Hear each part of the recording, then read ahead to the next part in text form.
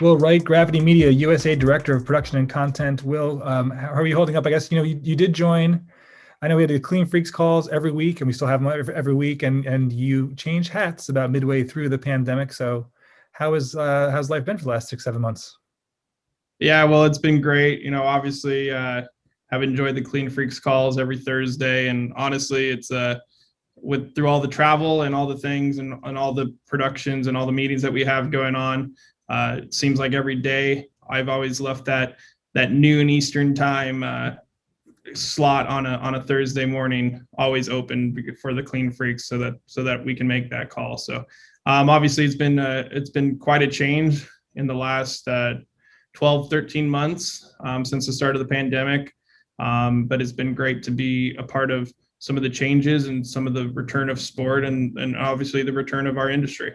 That's great. Yeah, I think it's been fascinating watching Gravity, kind of continue to grow and get bigger and bring in new people and bring in new facilities and nail down new deals during a time when I'm sure, as you know, back a year and a half ago, people were just wondering, what's going to happen in a year? So, what's been sort of what's been going on after you joined? What did you kind of see in those first few weeks? As far as I know, basketball season was one of the big challenges in the fall. What did you kind of see as far as things how they evolved after you joined? The big opportunity that I saw with and really the reason why I chose to join the Gravity Media team here was Gravity Media globally as a company is known for its great productions and its great equipment and its great engineering teams. And I saw an opportunity there as the vision of John Newton, our CEO, as well as Eamon and Eamon Dowdle, our executive director, and Steve Norris, Pete Newton, some of the other executives on our exco globally, was really what they saw the vision as being here in the United States is having an opportunity to do production. Globally, we do a lot of production, and that's really where we've also been able to find a lot of success. And there was an opportunity here in the United States as networks were looking for packaging partners.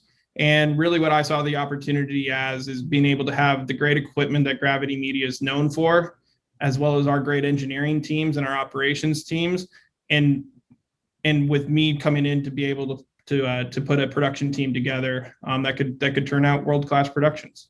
Great. Yeah, I know that obviously, yeah, the Gearhouse team at the U.S. Open was, that was one of the big, that was a massive stake in the ground here in the U.S. as far as the deal and getting through that production. The packaging is fascinating because I think that really took off during the pandemic, right? So was that because of the pandemic? Were people saying, look, it's better for us to just kind of give this to somebody else and let them handle everything as opposed to us trying to manage our teams in this really difficult environment and with a lot of flux? Look, I think our vision and our strategy in terms of packaging has really been that we want to be an extension of the networks and our partners that we work with.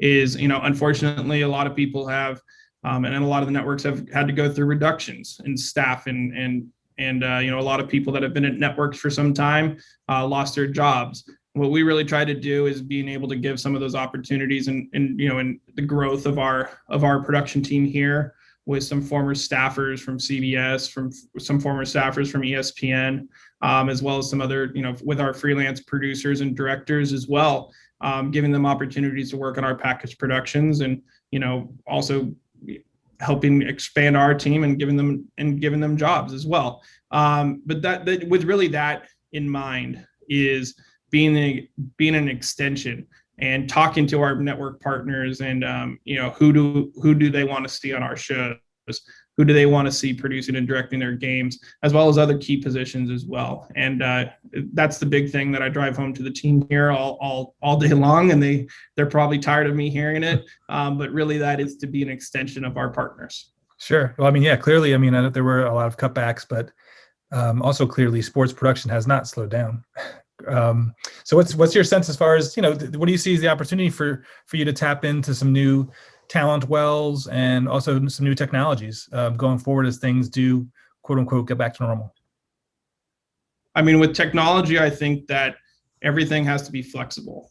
trucks can't be purpose built anymore. I really think that trucks need to be flexible, and they need to be able to do REMI. They need to be able to do at-home productions. They need to be able to do package productions. They need to be able to do on-site GREMI models, and to where every position inside that truck and every position inside the production center, that they can really be remoted in, and they could be from anywhere in the world for that matter. We've expanded greatly, with our production center here in San Francisco in partnership with the Pac-12 and with the Pac-12 networks there. Obviously another great partner of ours that we provide truck facilities and engineering services to. But we've really expanded with production services, and now what we're doing globally is connecting all of our production centers, and so that it is feasible that an EVS operator could be in the UK or in Australia operating on a basketball game here in the States. Yeah, it's great to see from my perspective. You're the Gravity Media and Gearhouse and what have you. The whole brand has really sort of tapped into the opportunities around the network connectivity, right? To leverage that expertise in the UK, which I've known for more than a decade, and even in Australia. So I mean, do you think that you guys are right in step with some of the other key, let's call them global production service providers? I think so. I mean, I love going to work every morning, and unfortunately, still some people are still working from home. But the amazing people that we have on our team, and the brilliant minds that we have that have been here for years and have developed some of the most industry-changing technology that we use today. That I love being around the people that we are here today, and I really do think that we continue to grow, we continue to innovate, and that's the most important thing is in our industry.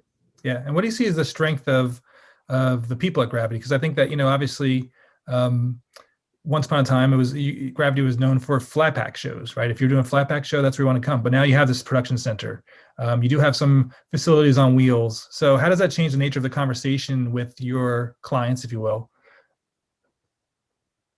I think that it really shows that we can do whatever they need. They can, some other companies out there with smaller trucks and with some other smaller facilities, they have problems doing larger shows.